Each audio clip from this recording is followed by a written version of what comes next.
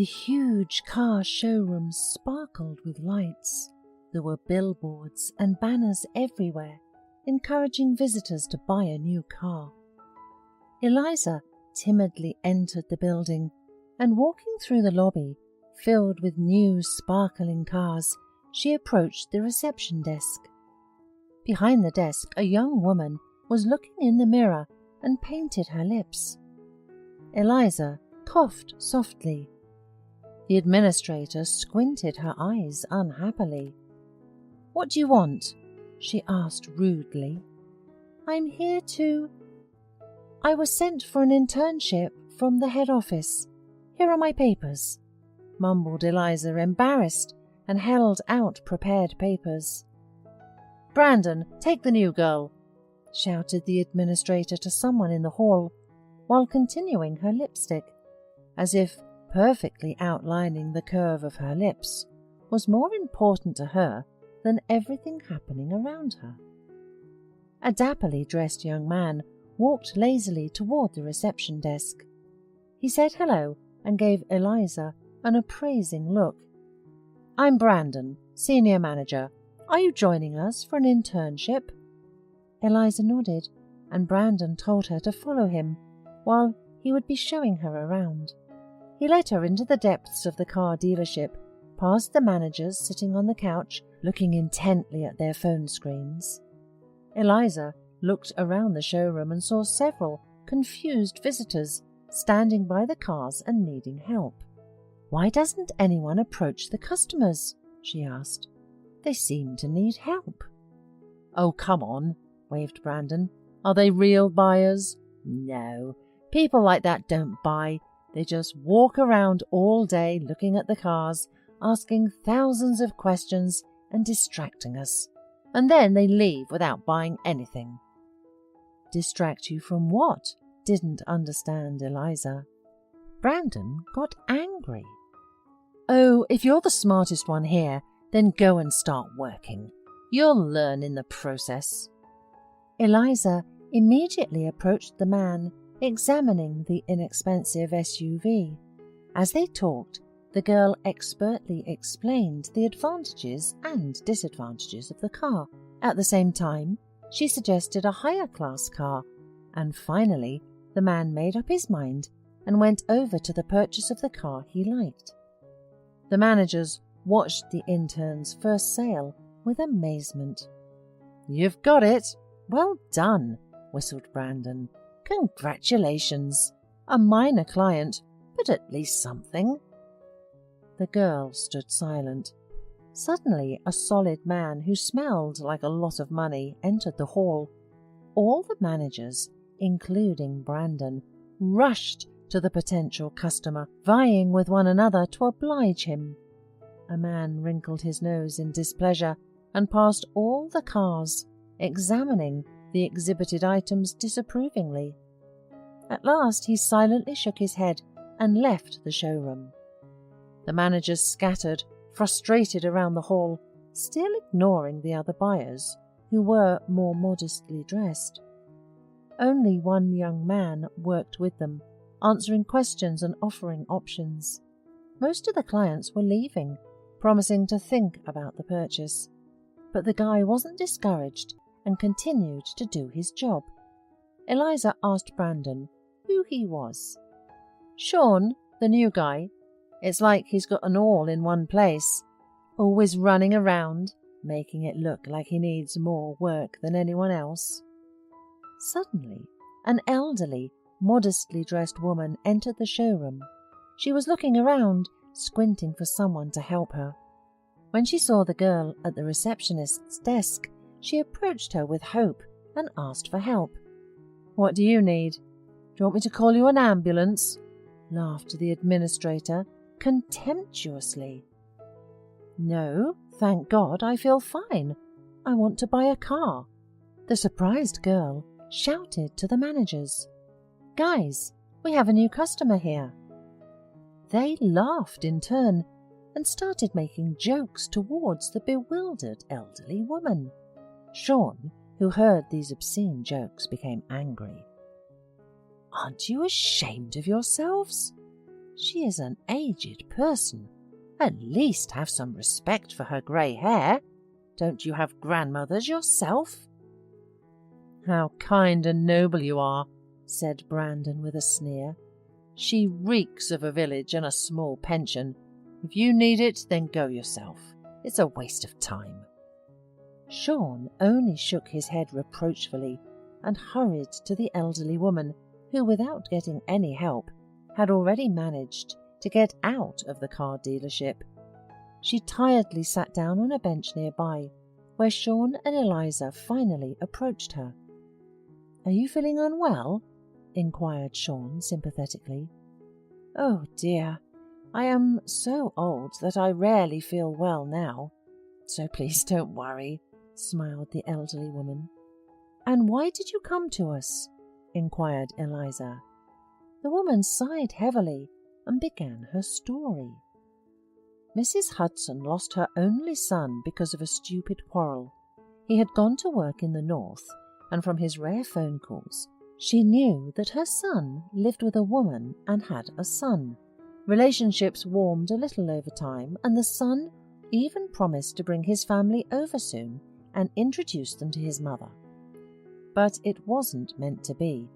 One day, a strange woman called her and informed her of her son's tragic death, and asked permission to bury him in the town where he lived with her and their son. Out of grief, Mrs. Hudson had a heart attack, and she spent more than a month in the hospital and didn't get to the funeral. It had been 15 years since then. The elderly lady had never seen her grandson. Her health condition didn't allow her to travel or fly such great distances, but she stubbornly saved a certain amount from every pension. Mrs. Hudson had a cherished dream. She knew that when her grandson would grow up, he would want to come and meet his grandmother. That's when she would give him an expensive gift. Long ago she had already decided to buy a car for him before his visiting. For 15 years of frugality and a modest life, she had accumulated quite an impressive sum. And yesterday her grandson, who had turned 18, called and warned her that he would come. "So I thought I'd come over and pick out a car for him, but unfortunately I don't know anything about it at all," finished the elderly woman sadly. Shawn stood up decisively and held out his hand to Mrs. Hudson. "Luckily, I know everything about cars. Let's go. I'll show and tell you everything. Together, we'll choose something worthwhile for your grandson." Eliza watched with a smile as Shawn, carefully supporting the elderly woman by the elbow, led her to the rows of shiny cars, along the way telling her about them as simply as possible. The other managers began to make silly jokes with all their might. Eliza heard all this, but didn't answer, and only watched Shawn's work from a distance. At last, Mrs. Hudson, on the advice of the young man, chose a rather expensive sports car and went to the administrator to formalize the purchase. "Listen, Paula," said Shawn to the girl. "Could we give Mrs. Hudson a discount? After all, she's a pensioner, and she pays in full, not in installments." "What do you mean, a discount?" grudgingly muttered the girl. "There's no such rule. She won't become our regular customer."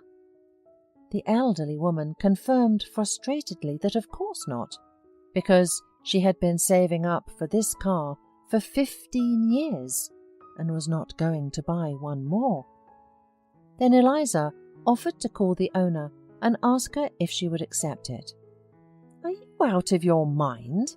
I'm not going to alarm serious people on such a worthless issue, because I still need my job. If you need it, you can call," said Paula grudgingly. Then Eliza turned to Shawn. "Shawn, I hope you're not afraid. Call and ask." Shawn nodded and took the phone number of the owner of the car dealership from the administrator. When Eliza's phone rang, no one paid any attention. "Hello," said Shawn, greeting. "Miss Cullen?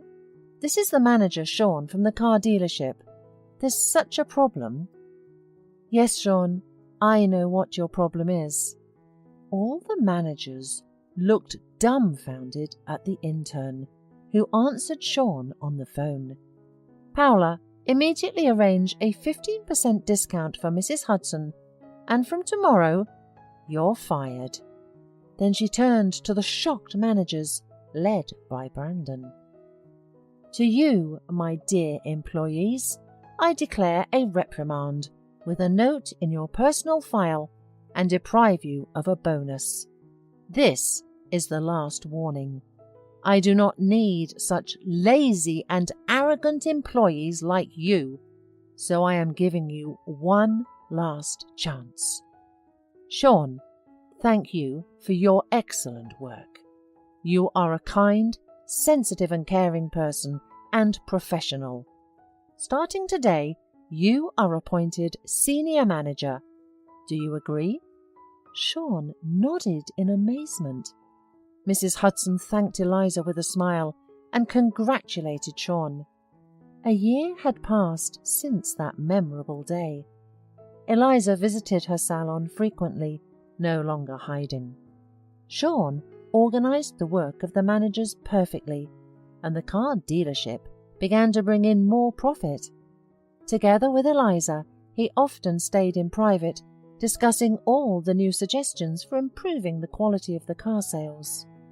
Very soon, Shawn felt that he no longer had enough working meetings with Eliza. He was blushing and embarrassing himself in front of her, and then scolded himself with the last words, "I'm a mumbler. Why is it so hard to confess my love?" And then he always answered himself, "It's useless. I'm just a manager in her business. I'm no match for her. It's better not to shame." One day, Eliza invited Shawn to meet at a restaurant to discuss business.